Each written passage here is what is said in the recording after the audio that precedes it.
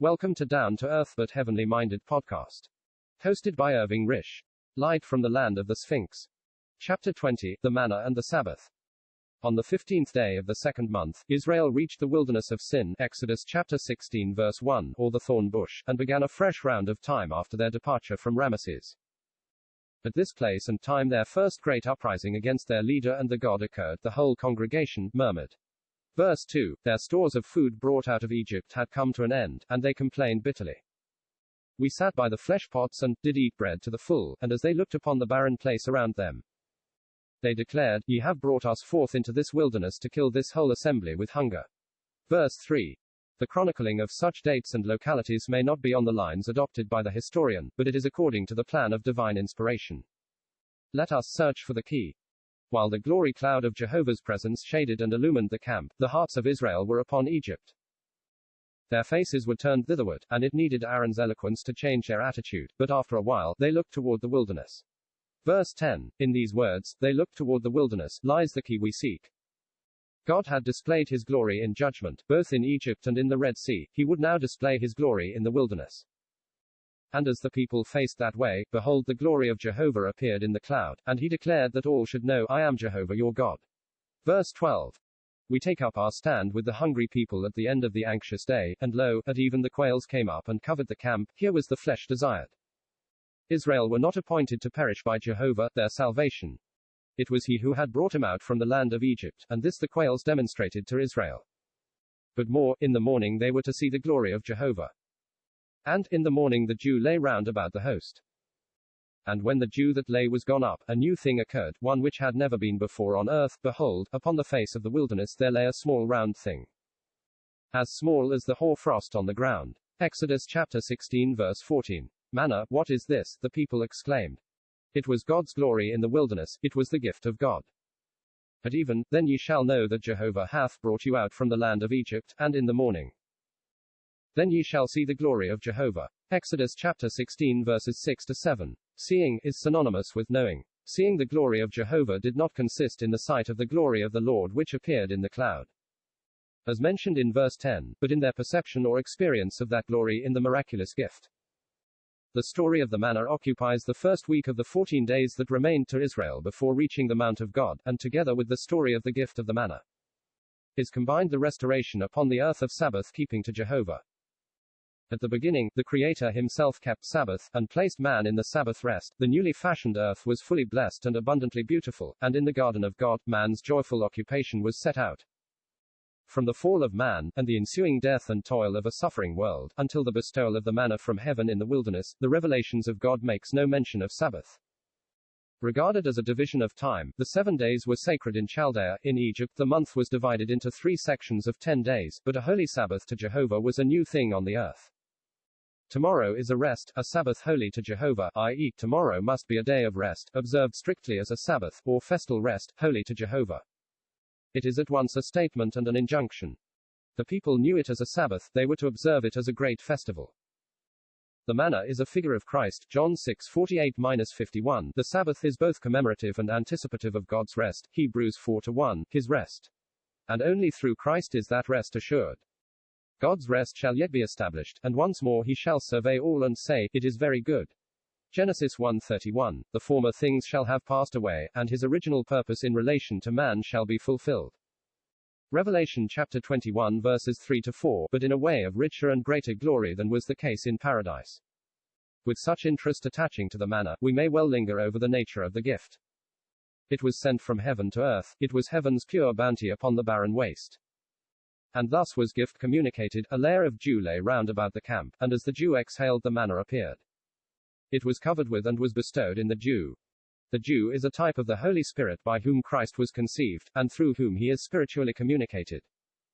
The figure of the dew in its purity, as the medium for the bestowal of the gift of the manna, seems to indicate the sacred nature of the thing given, and to point to God's Holy One as undefiled, separate from sinners. Hebrews chapter 7 verse 26. As the manna was sent from heaven, so was Christ that sent. 1 John chapter 6 verses 38-39, of the Father, as it was like the hoar frost upon the ground, crumbled and small, insignificant in appearance. So Christ made himself of no reputation, Philippians chapter 2 verse 7, and appeared in the world as no man, Psalm chapter 22 verse 6, as it was white, so was he pure, as it was transparent, so was he ever what he said. His words expressed himself. Sent from heaven, communicated through the dew, insignificant in appearance, like the light white, transparent, and, to such as had an appetite for it, sweet. This, said Moses to the wondering people as they gazed upon it, this is the bread which Jehovah hath given you to eat. Exodus chapter 16 verse 15. See John chapter 8 verse 25, Who art thou? And Jesus saith unto them, Even the same that I said unto you from the beginning, or altogether that which I also say unto you. But the manna had to be gathered. Human responsibility was associated with divine goodness. Although the heavens sent provision lay around Israel's camp, still each Israelite had to use diligence in order that the provision should become his own portion. It fell early in the morning, and when the sun was hot it melted, it vanished, the opportunity was, therefore, to be seized early, and it was necessary to go out from the camp with diligence to gather it. The supply was so divinely apportioned, that, he that gathered much had nothing over, and that gathered little has no lack. Verse 18, There was enough for all were equally cared for, and there was no respect for persons. It was for every man, whoever he might be, and, they gathered it every morning, every man according to his eating.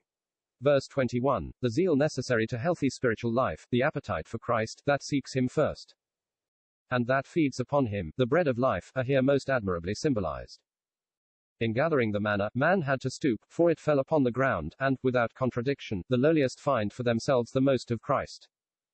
In the way of appropriation of the heaven-sent food, God established a test. Each day the people were to learn anew their dependence upon God, who gives us day by day our bread. They were not to store up for the morrow, as if a heavenly supply, like that of earth, would come to an end.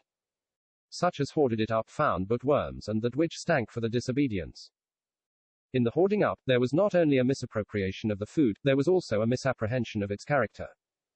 It was not only freshly sent daily from heaven, but it reached man daily in its heavenly freshness. Christ is the same yesterday, and today, and forever, Hebrews chapter 13 verse 8, never to be leveled down to the standard of the mere common supplies of earth, so to do is corruption. Where Christ himself in his moral perfections is the spiritual food of the soul, there ensues true spirituality. If we imagine a disciple of the Lord resembling the Heavenly One, acting in the Holy Spirit, hiding himself, holy as in the light of heaven, transparent, obscuring nothing in words and ways, we have before us the ideal of Christian perfection. The suggestion that the manna which fell from heaven is the same as the ordinary exusion from the tamarisk tree, which has a medicinal quality, and is at times used as a corrective, is as unworthy as impossible. The daily bread, which God sent morning by morning to Israel's camp, was a new thing which Israel's fathers had not known. Deuteronomy chapter 8 verse 3. The exusion from the tamarisk is ordinarily met with in the peninsula of Sinai in June and July, sometimes in May.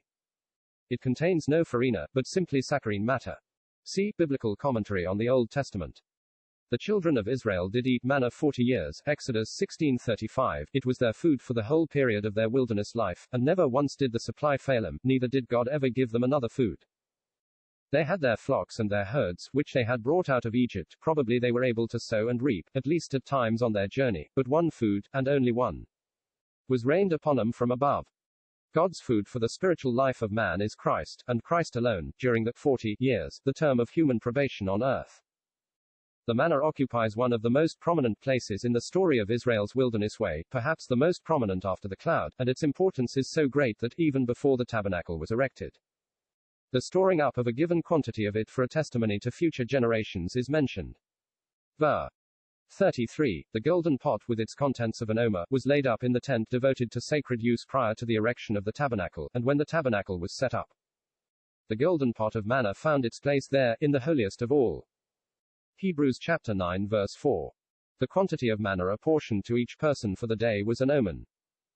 This measure of man's need, Jehovah required should be placed before him. Take a pot, and put an omer full of manna therein, and lay it up before Jehovah, to be kept for your generations, that they may see the bread wherewith I have fed you in the wilderness, when I brought you forth from the land of Egypt. God would have the way in which he had met the measure of their need in the wilderness never pass away from the remembrance of his people. An omer was the measure common in the tents of Israel for ordinary use, and contained the ordinary portion of a man's daily food. And it thus individualized the gift of the manna to the requirement of every single person in the host. The application is plain: never in eternity shall the remembrance of the bread wherewith God has fed each of his redeemed people on earth pass from their memories.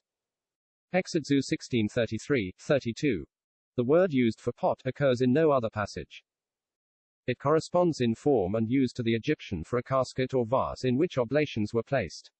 The very use of this word, therefore, indicates how recently Israel had left Egypt, and points out the character of some of the jewels of gold which they had brought with them from that land. No later scribe could have invented a word which was of Egyptian character at the time of Israel's exodus.